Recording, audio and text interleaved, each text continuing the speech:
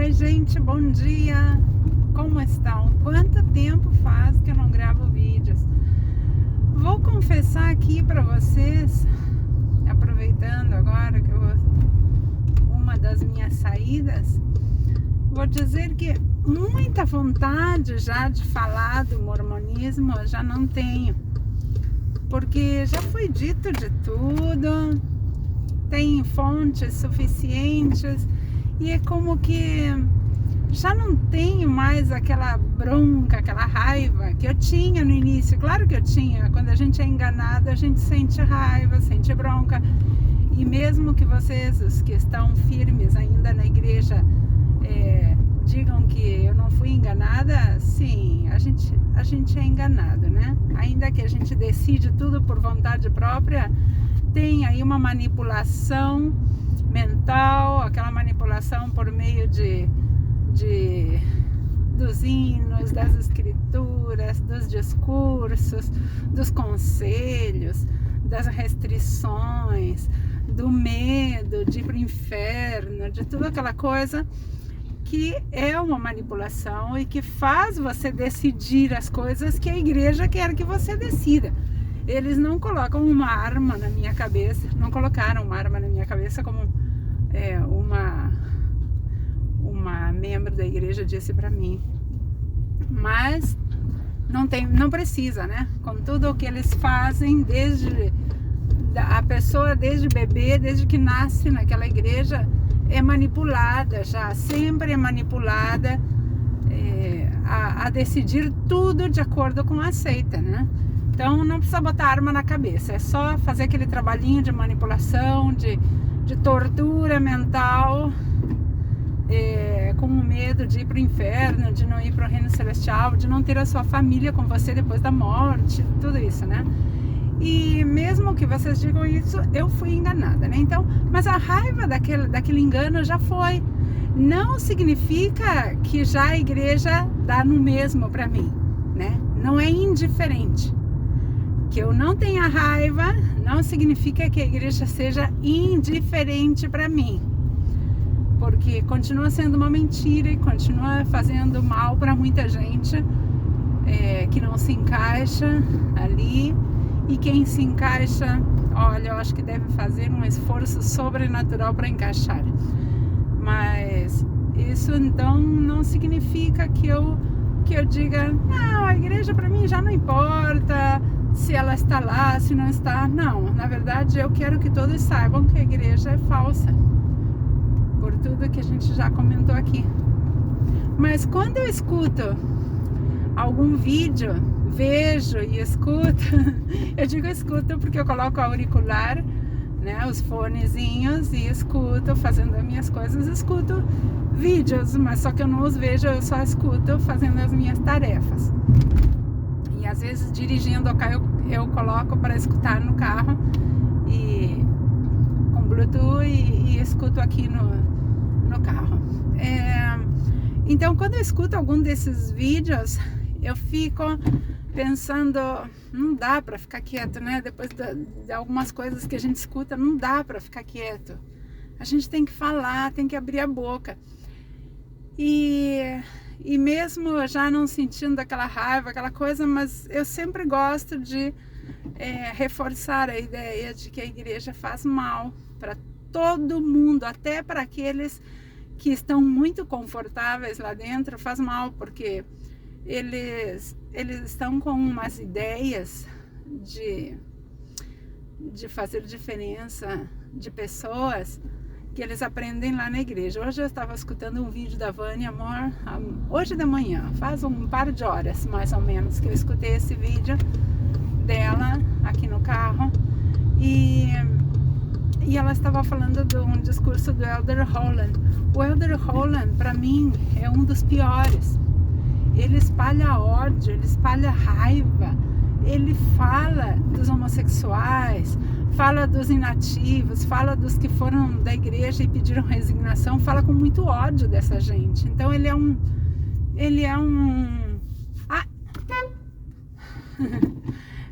ajudei a senhora a cruzar a rua e vinha um ônibus do outro lado. me assustei depois, porque às vezes eu paro e do outro lado, na contramão, não param, né? Então, às vezes dá medo de deixar passar uma pessoa caminhando, um pedestre, né? Ele, para mim, quando eu estava na igreja, eu achava, ai, que bom, é pulso firme, né? Exigente, tem que exigir.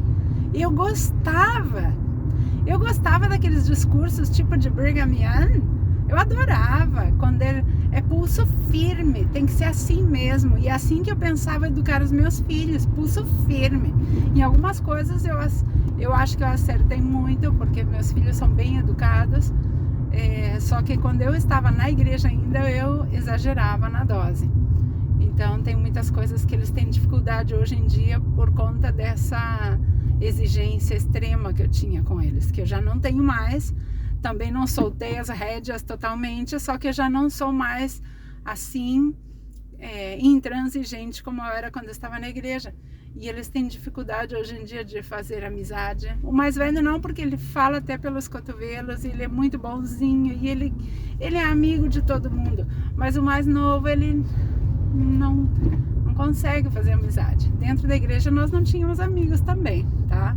Não é que lá dentro tínhamos e saímos e ficamos sozinhos. Não, lá dentro a gente não tinha amigo. Eles nunca convidaram meus filhos para um aniversário infantil. E eu convidei, sim, vários deles, várias vezes, para aniversários dos meus filhos, quando eu fazia em casa ou nos salões de festas, eu convidava filhos de membros da igreja para o aniversário deles. Mas nós não tínhamos amizade lá. Morreu tudo, aquele falso companheirismo que a gente tinha lá na igreja, morreu tudo quando a gente saiu e resignou. Tá? Então, não tem... O trânsito aqui na Argentina é muito louco, gente. As pessoas são muito mal educadas no trânsito. Então, não temos, né? Aquelas amizades não temos. E o meu filho menor, ele tem muita dificuldade para fazer amizade. Ele é muito fechadinho, porque, claro, quando ele era pequeno, aniversário no domingo, não, porque é dia do Senhor. E depois, aquele menino que fala palavrões, não, também, porque fala palavrão, não é a boa amizade para você. E aquele que teus pais fumam ou tomam cerveja, não, nem louca. Eu tinha uma vizinha que depois ela mudou, morava quase em frente da minha casa. Depois ela mudou para outro bairro, estava construindo sua casa. E eu não falava quase com ela. Eu nunca me uni com ela a tomar um chimarrão, nada, porque ela tomava vinho e fumava. Então eu tinha essa ideia tão estúpida que a pessoa tinha que ser perfeita para ter uma amizade. Nem eu não era perfeita, mas eu exigia que a pessoa pelo menos não fumasse, tivesse certos comportamentos assim aceitáveis, né? Então eu também não tinha amizade fora da igreja. Agora eu tenho mais uma amizade só, e não tenho mais aquela... Não me junto com ninguém mais, né? Então a gente tem aquela coisa. E a igreja, ela faz isso com você. Ela faz com que você deixe de fazer amizade com pessoas que eles dizem que não...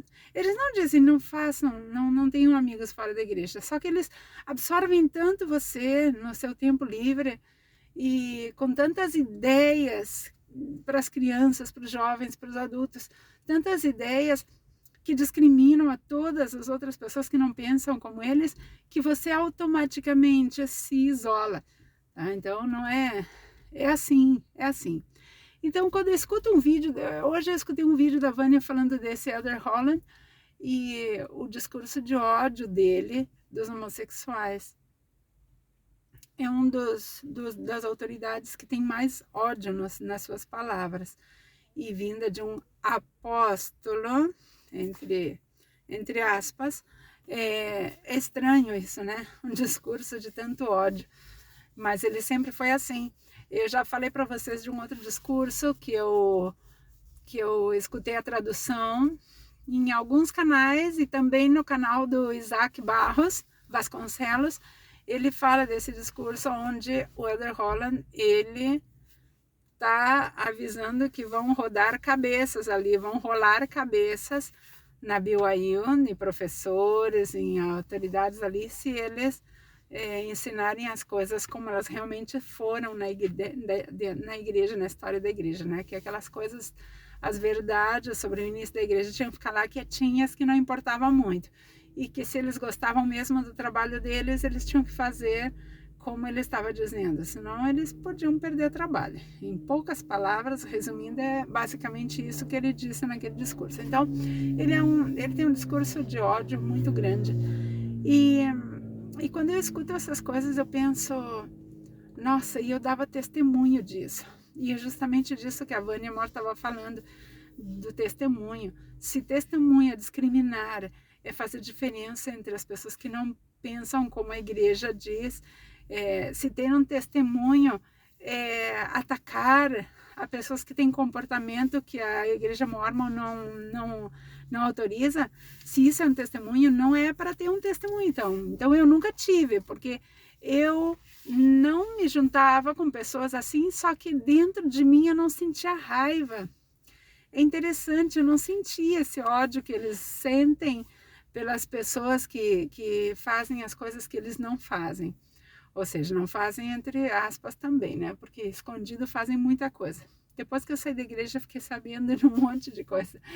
De líderes que fazem coisas, que faziam coisas extraordinárias. De fubeca, como a gente dizia, né? E de apóstata, estando nos seus cargos. E as suas autoridades acima deles nem sabiam que eles estavam fazendo tais coisas. Isso prova que ninguém tem inspiração de nada, que Deus não está guiando ninguém ali dentro para ser autoridade, para presidir ninguém, porque eles não se dão conta de nada do que acontece lá dentro. E também a gente vê a falsidade, a hipocrisia dos membros de dizer que, obrigada por a gente estar aqui no caminho correto e não fazer as coisas que o mundo faz e viver de uma forma diferente. Tudo mentira. Tudo da boca para fora. A maioria dos membros faz tudo errado, tá? A maioria, não todos. Eu conheço gente que é muito certinha, mas a maioria dos membros de segunda a sábado faz tudo o contrário. Mas lá, com aquela carinha bonita, engana, e engana bonito, tá? Engana lindo, porque os líderes nem sabem, nem sonham que aquelas pessoas cometem os erros que cometem. Erros à vista deles, não ao meu modo de ver agora, né?